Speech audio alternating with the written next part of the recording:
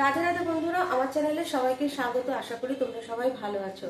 আজকে বৃহস্পতিবার, সকাল থেকে কিন্তু হয়ে গেছে সবকিছু কাজকর্ম শুরু। তোমরা জানো আমি ভোরবেলা কখন উঠি, তারপর থাকে আমার ব্যায়াম, তারপর সব কিছু কাজ করতে থাকি। আর এখানে আমি কিচেন থেকে আজকে ভিডিওটা শুরু করছি। আর এই দেখো আমার কিন্তু ভাত করা হয়ে গেছে।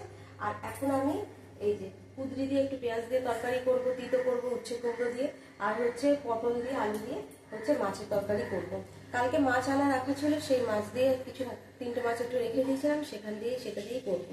তো বন্ধুরা চলো রান্নাটা করা শুরু করে দিই। তো বন্ধুরা দেখো আমি রান্না শুরু করে দিয়েছি। তো সকালে একটু টিফিনের তরকারি ওইটাই করব, ওখানে কোনো আলু দেবো না, আলু ছাড়াই করব। তো একটার পর একটা তো কাজ থাকেই বন্ধুরা, ঘুম থেকে ওঠার পর থেকে আর রাতে শুতে যাওয়ার আগে অবধি। তো আমাদের জীবনের বন্ধুরা যদি ঘুরে ফিরে সব দিক থেকে একটু চিন্তা ভাবনা করো, তাহলে বুঝবে যে কর্মটাই হচ্ছে সবার আগে, আর এই কর্মই কিন্তু ভাগ্য তৈরি করে। তো বন্ধুরা আজকে আমি যা যা করছি ভিডিওতে তোমরা দেখছো, আমি এই সম্বন্ধে রান্না করা বা বাসন মাজা বা যাই কিছু করছি না কেন এই সম্বন্ধে কোনো কথা বলবো না। আজকে তোমাদেরকে একটা গল্প শোনাবো। তোমরা টিভিতে অনেক রকম ভক্তিমূলক চ্যানেল আছে, একবার যদি সেই চ্যানেলগুলোতে ভিজিট করো তোমরা অনেক কিছু জানতে পারবে, অনেক কিছু শুনতে পারবে। আমিও অনেক কিছু জেনেছি শুনেছি, তার মধ্যে থেকে একটা গল্প তোমাদের সাথে আজকে শেয়ার করছি। তাই বন্ধুরা কোনো রকম স্কিপ না করে পুরো ভিডিওটা দেখো। গল্পটা হচ্ছে দুই বন্ধুর। ছোটবেলা থেকে দুই বন্ধুর খুব বন্ধুত্ব। যত তারা বড় হতে লাগলো, দুই বন্ধুর কিন্তু আচরণের মধ্যে অনেক পরিবর্তন হতে লাগলো। এক বন্ধু ধীরে ধীরে ভক্তিমূলক পথের দিকে এগিয়ে গেল, আরেক বন্ধু এগিয়ে গেল অন্য পথে। অন্য পথে বলতে বন্ধুরা, সেই বন্ধু কোনো ভক্তিমূলক কাজও করতো না, ভগবানের সেবায় নিজেকে নিয়োজিতও রাখতো না, কোনো কিছু না। সবসময় নেশাগ্রস্ত হয়ে থাকতো, নারীর প্রতি আসক্ত থাকতো, টাকা পয়সা মানে লুটের মতো খরচা করতো। আর আরেক বন্ধু গেল, সে হচ্ছে ভক্তিমূলক পথে, সারাদিন নিজেকে ভগবানের সেবায় নিযুক্ত রাখা, নিজের কর্মটাকে বজায় রাখা, নিজের কর্মকে ঠিক রাখা, তারপরে সাধন ভজন করা, রোজ গঙ্গায় স্নান করতে যাওয়া, সব কিছু। তা অনেক বছর বাদে দুই বন্ধুর দেখা হলো। অনেক বছর বাদে দেখা হওয়াতে দুই বন্ধুই যখন দুজনার দিকে দুজনা তাকালো, আস্তে আস্তে দুই বন্ধু এগিয়ে আসতে লাগলো। এক বন্ধু গঙ্গা থেকে স্নান করে সিঁড়ি দিয়ে উঠতে লাগলো, আরেক বন্ধু এগিয়ে আসতে লাগলো। যে বন্ধু গঙ্গা থেকে স্নান করে সিঁড়ি দিয়ে উঠছিল, তার পা তো খালি পা ছিল, তার পায়ের মধ্যে একটা কাঁটা বিঁধে যায়। সিঁড়িতে কোনো কাঁটা ছিল, তার পায়ের মধ্যে বিঁধে যায়। বিঁধে যাওয়াতে তীরের মতো পায়ের নিচ দিক থেকে রক্ত বেরোতে শুরু করে, পায়ের তলা থেকে। আর সেই মুহূর্তে তার খুব জ্বালা যন্ত্রণা হয়। আরেক বন্ধু সে দেখতে পায় তার যে বন্ধুটা এগিয়ে আসছিল তার দিকে, সে একটা থলেতে ঠোকর খায়। ঠোকর খাওয়া মাত্রই সে দাঁড়িয়ে পড়ে, আর সে যখন থলেটা খোলে দেখে ওর মধ্যে অনেক টাকা। তখন এই বন্ধুটা ভাবে, আমি সারা জীবন ভগবানকে সেবা করলাম, ভগবানের নামে ধ্যান জ্ঞান সাধন ভজন কীর্তন সব কিছু করলাম, আর আজকের দিনে ভগবান আমার পায়েতেই কাঁটা বিঁধালো। আর যে মদ্যপ অবস্থায় সারা জীবন কাটিয়ে গেল, নারী আসক্ত কুপথে গেল, তাকে ভগবান এত অর্থ দিল। হে ভগবান, তোমার কি এই বিচার? তখন জানো তো, এই বলে সে মনে মনে খুব কষ্ট পেতে লাগলো, আর দু চোখ বেয়ে তার জল পড়তে লাগলো, কেন তার তো পায়ের নিচে অসম্ভব যন্ত্রণা হচ্ছে।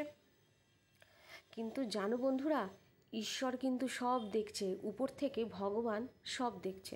তখন ভগবান ভাবলো, আমার ভক্তের মনে যখন সংশয় এসেছে, আমার ভক্তের মনে সংশয়কে দূর করতে হবে। সে সারা জীবন আমাকে সেবা করেছে, তার মনে সংশয় তো আমি দূর করবই। ভক্তের কষ্ট কিন্তু ভগবান কখনো সহ্য করতে পারে না। ভগবান তো নিজের রূপ ধারণ করে আসবে না, একটা ঋষির রূপ ধারণ করে ভগবান এলেন। এসে বললেন, তোমার পায়ের তলায় যে কাঁটাটা বিঁধেছে, এটা খেজুরের কাঁটা, এইটা আমি খুলে দিচ্ছি, দাও। তৎক্ষণাৎ তার পায়ের তলা থেকে খেজুরের কাঁটাটা খুলে দিল। খুলে দেওয়ার পর আরও রক্ত বেরোলো। তখন ওই ঋষিকে বলছে, সারা জীবন আমি ভগবানকে সেবা করে গেলাম, আর ভগবান শেষমেশ কিনা আমার পায়ের তলায় খেজুরের কাঁটা বিঁধালো। আর যে চিরকাল ভগবানকে কোনো দিন সেবাই করেনি, চিরকাল কুপথে ছিল, তাকে ভগবান এত অর্থ দিল। এই কি ছিল আমার নিয়তি? তখন ওই ঋষি বলছে, তোমার এটা ভুল ধারণা, তবে তুমি শোনো, তোমার আজকে পায়ে যে কাঁটাটা বিঁধেছে এর থেকেও তুমি বড় শাস্তি পেতে, কারণ তুমি গত জন্মে এত পাপ কাজ করেছো যার জন্য এই জন্মে কিন্তু তোমাকে শাস্তি পেতে, তুমি এর থেকেও বড় শাস্তি পেতে, কিন্তু সে জায়গায় তুমি কি শাস্তি পেলে? একটা খেজুরের কাঁটা তোমার পায়ে বিঁধলো। কারণ জানো, কারণ হচ্ছে তোমার এই জন্মের এত পুণ্য, তুমি এই জন্মে এত পুণ্যের কাজ করেছো যে গত জন্মের পাপের যে কর্মটা তুমি করেছিলে, পাপ কর্ম, সেখান থেকে তুমি মুক্তি পেলে শুধুমাত্র এই খেজুরের কাঁটা বিঁধলো। আর তোমার বন্ধু যে কুপথে গেছে, মানে এতটাই কুপথে গেছে যে বলার না, কোনো দিন মা বাবাকে সেবা করেনি, ভগবানকে সেবা করেনি, কোনো দিন ধর্মের পথে যায়নি, কোনো দিন সঠিক কর্ম করেনি, সে পেয়েছে অর্থ। তো জানো, ও গত জন্মে এতই পুণ্য কাজ করেছে, এতই পুণ্যের কাজ করেছে যে যার জন্য এই জন্মে তার রাজ্যটুক ছিল। কিন্তু দেখো, সে কিন্তু রাজ্যটুক পেল না, সে পেল কি? সামান্য কিছু অর্থ। যেই মুহূর্তে ওর পায়ে থলিটা ঠোক্কর লেগেছে সেই মুহূর্তে ওর রাজ্যটুক ছিল, কিন্তু ওর এই জন্মের কর্ম ওকে রাজ্যটুক পেতে দিল না। কিসের জন্য? ওর এই জন্মের কর্মের জন্য। ও এই জন্মে এত খারাপ কর্ম করেছে যার জন্য ও রাজ্যটুক পেল না। পেল কি? গত জন্মের পুণ্যের জন্য সামান্য কিছু অর্থ। তো বুঝতে পারলে তো?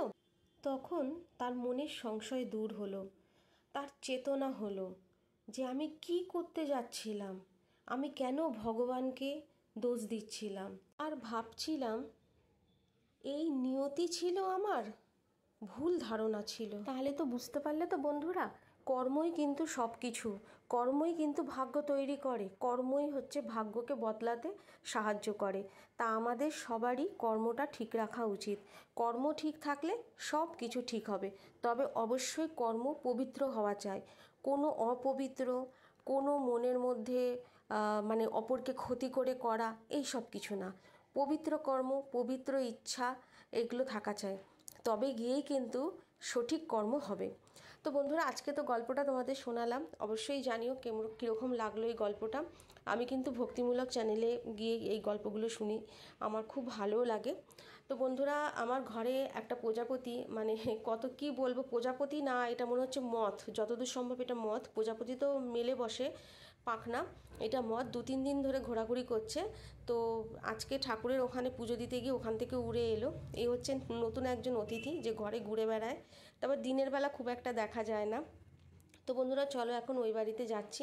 তো বন্ধুরা, এই বাড়িতে এসে পড়েছি, মায়ের ঘরে এসে লোকনাথ বাবার মালাটা পরিয়ে নিলাম। আর ওখানে আর কোনো মানে শাশুড়ি মার কাছে গিয়েছিলাম, ওইসব ভিডিও আর তোমাদের সাথে শেয়ার করিনি, অফ ক্যামেরায় সেগুলো করা হয়েছে। আর আমার হাজব্যান্ডের সাথে বেরোলাম, বেরিয়ে এই যে জগদ্ধাত্রী মাকে দর্শন করছি, এত ভালো লাগছে কি বলবো, মানে এত সুন্দর লাগে না, মানে কি বর্ণনা করা যায় না, এত সুন্দর লাগে, মনে হয় যেন খালি তাকিয়ে থাকি। তা মাকে দর্শন করে আবার কিছুটা গেলাম, তখনও দেখলাম রাস্তায় বেশ লাইটিং, আবার এক জায়গায় গিয়ে দাঁড়ালাম, দাঁড়িয়ে মাকে দর্শন করলাম।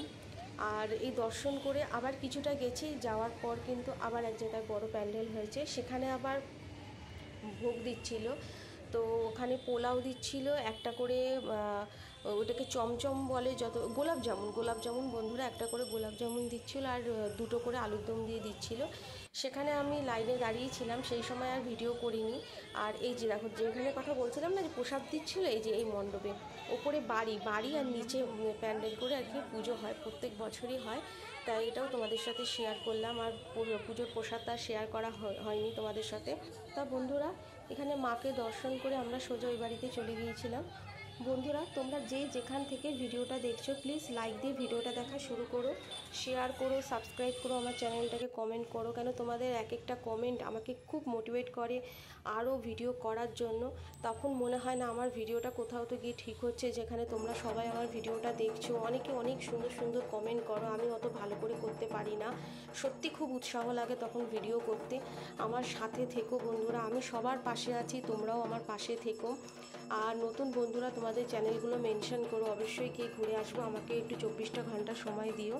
এভাবে করে আমার পরিবারের সাথে থেকো, একে অপরের হাত ধরে, আমরা দেখো বন্ধুরা একই পথের পথিক, তাই একে অপরের হাত ধরেই আমরা সবাই এগিয়ে চলবো। ভিডিওতে যদি কিছু ভুল বলে থাকি অবশ্যই কমেন্ট করে জানিও, আমি ভুলটা শুধরে নেব। আজকের মতো ভিডিওটা এই অবধি। তোমরা সবাই ভালো থেকো, সুস্থ থেকো। রাধে রাধে।